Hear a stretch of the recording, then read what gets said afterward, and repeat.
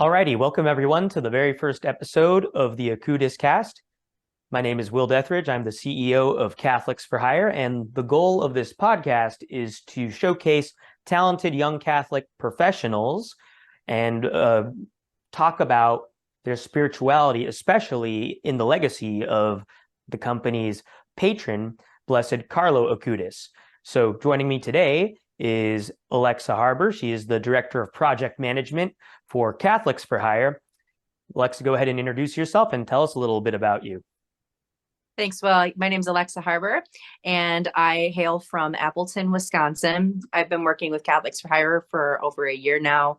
I do web design, graphic design, video editing, all those great things. And I'm just so blessed and honored to be a part of Catholics for Hire. Yeah, so this is our first episode, so we'll kind of just see how things go. But the idea is that every week we'll feature a different Catholic for Hiree who's a very talented young Catholic professional, and they get to choose a quote from Blessed Carlo Acutis, and you can see all these quotes featured on our website at catholicsforhire.com. And we talk about what that means to them as a young Catholic, both professionally but also personally. So we'll have this up on the screen now. But Alexa, could you read the quote that you chose? Our goal must be infinite, not the finite. The infinite is our homeland.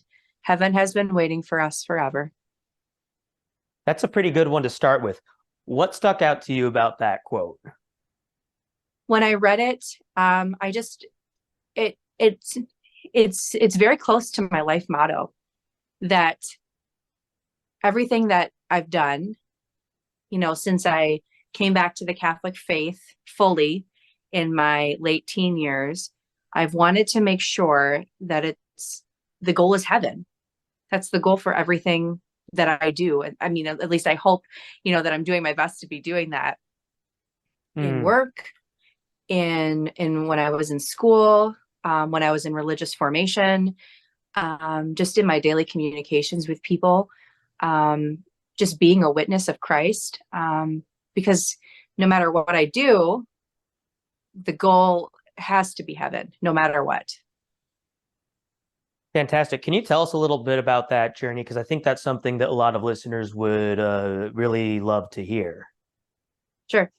I grew up going to Catholic school, and I wasn't quite interested in the faith. And I think that most young people can agree with that, it's a really hard time right now to be a young person. And so I'm 29, so that would have made it 10, 15 years ago now that I was in high school. And I didn't know God. I knew him from studying him, reading, writing, right, in classes, but I didn't know him in my heart. And when it came to confirmation, I just did it because I just felt like everybody else was doing it. It was almost like I was peer pressured into getting confirmed. And on my confirmation retreat, I had a very profound encounter with the Holy Spirit. And it was outstanding. I mean, it couldn't have been anything but the Holy Spirit, because I came into that morning totally shut down, my arms folded, and I left on fire wanting to know more. And I was originally going to go off to school to study musical theater performance. I'm a trained singer, and that's always been my first love. And it was a very quick decision that I actually went into religious formation right out of high school. And I knew then that I needed to develop a relationship with the Lord that was based in my heart and not in my head. I could have him in my head, but I wanted him in my heart. And it was through that time of religious formation that I really was able to develop that heart relationship and realize that my goal was no longer to please myself and to please the ones around me and to please my family. But my goal was to be in right relationship with the Lord, so I could get to heaven, so that I could meet him in heaven. So I, can have that relationship with him, that discernment, that daily discernment, of being able to journey with him to heaven. And that led me into ministry work. I served several years in ministry with young people. And I directed a nonprofit for several years. And everything that I've done, it's been very difficult. I mean, life has been hard. I mean, things have been crazy. And even when I was going to school, it was, am I studying? Is my degree going to get me to heaven? Is what I'm learning, is what I'm working on, getting me to that ultimate goal, which is heaven. Because I know for a fact I've only got 80 or 90 years down here, right? Like that's it. Like I'm maxed. I'm pretty sure I'm maxed out at like 80 years down here, So in that time I have here, am I going to be welcomed with open arms to the Lord? No, that's a great mentality to have. And I think especially, you mentioned that life can be very challenging sometimes. And, in other times, especially when in the business world and stuff like that, when you're succeeding, you can lose sight of what matters, the infinite, like Carlo Acutis says right there. So, in either scenario, when you're having a rough time or when you're having a time of great success, any excess of stress or an excess of success can cause you to lose sight of that vision that what we're really striving to do is attain unity with God in heaven, ultimately at the end of the day. So what have you done in your personal life, whether that be through, prayer, reflection, or just reminders that you give yourself to make sure that whether you're having a stressful day or a successful day, that everything is oriented ultimately to God? Yeah. So I think I started to learn that in religious formation. So, in religious life, we have set aside hours of prayer that, and that time is sacred.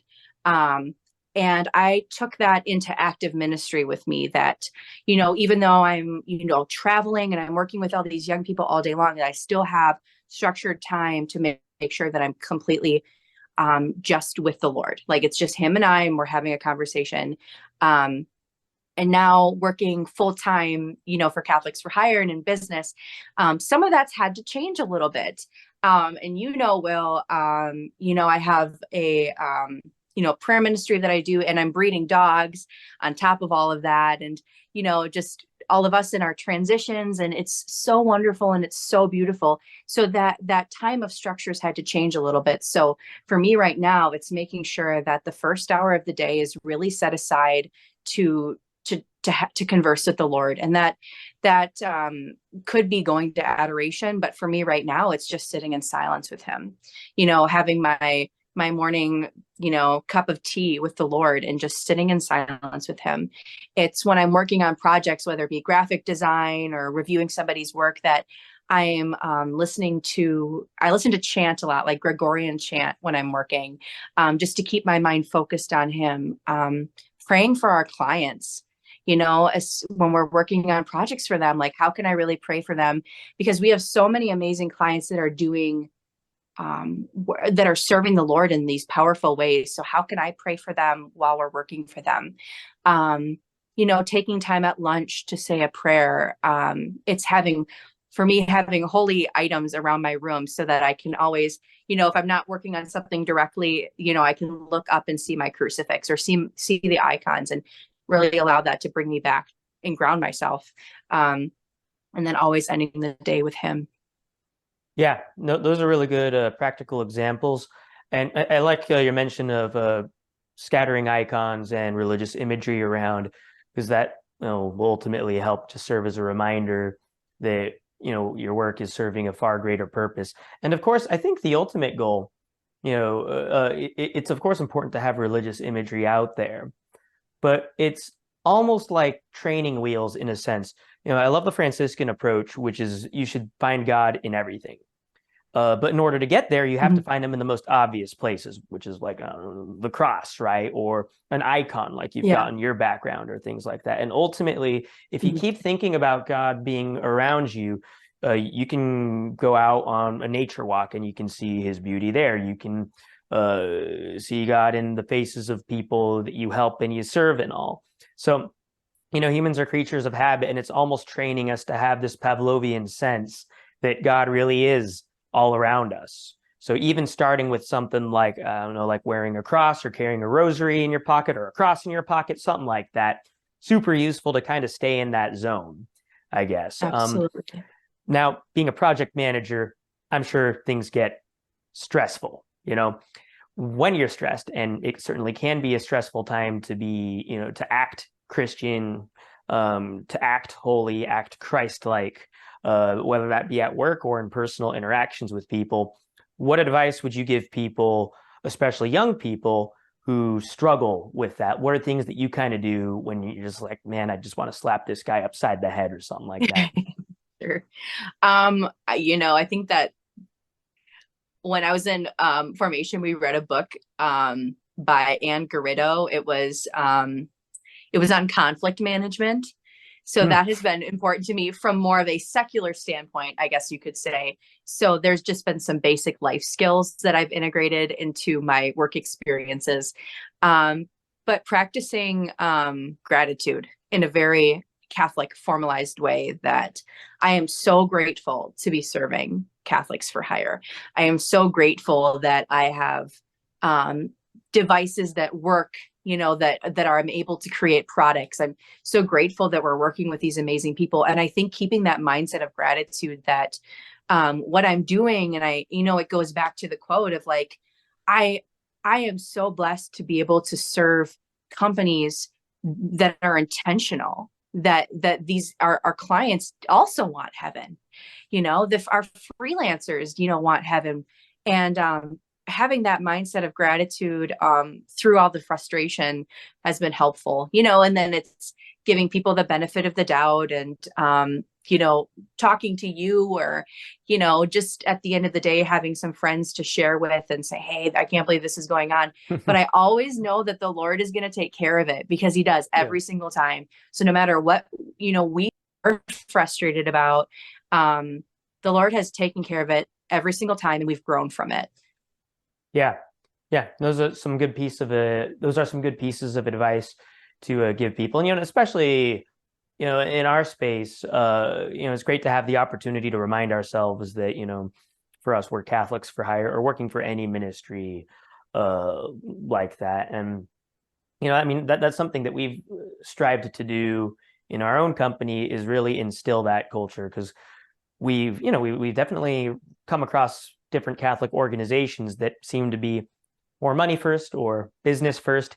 Mm-hmm. And because of that, if they face a challenge, their approach might not be as holistic. And that's the goal, regardless of what your ethos is, whether you're a Catholic or Christian company, or, whether you're a completely secular company, you got to get in the habit of infusing your faith so that you've always got the infinite on the horizon to look towards. And, like we said, we talk a lot about the struggles, but also in the success. If you get too caught up in success and you get too obsessed with greed or things that come with that, or pride, or any of the other vices out there, it's going to have just as detrimental of an effect on you as despair that comes with struggle. So I appreciate your insight. Yeah. And, especially given a lot of the challenges, the mental health challenges that impact our generation, it's crucial to, find ways to kind of get out of that. It's a very easy habit to get into. Lots of weird challenges, economic, social, psychological, et cetera, that are impacting millennials, Gen Z, et cetera, and finding ways to fight through that.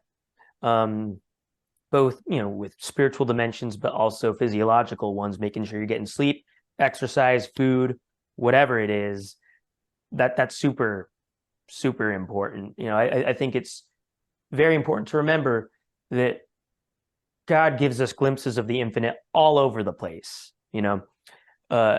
Heaven, we can see it if we open our eyes to it, all around us. But if we don't take care of ourselves, if we don't have a good work balance, if we don't have friends, like you mentioned, to, vent to every now and then or have fun with, and if we don't enjoy what we're doing, we're going to fail to see heaven in the short term. And that's going to impact our ability to experience it in the long run like that. So not only holding out hope for the infinite, but recognizing that it's all around us. God's given us this great, great gift to be able to extract the infinite out of any given situation. You can find his goodness everywhere, everywhere. So, yeah, it's certainly a good thing, a good exercise to get into.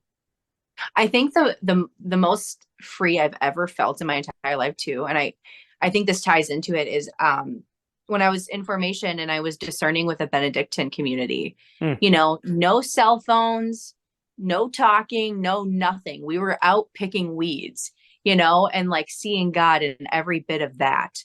He's everywhere. I mean, even if, with us having our job being scrolling on social media, sometimes trying to figure things out, that he's even in that, and praying for, and just praying for each person that we come encounter with.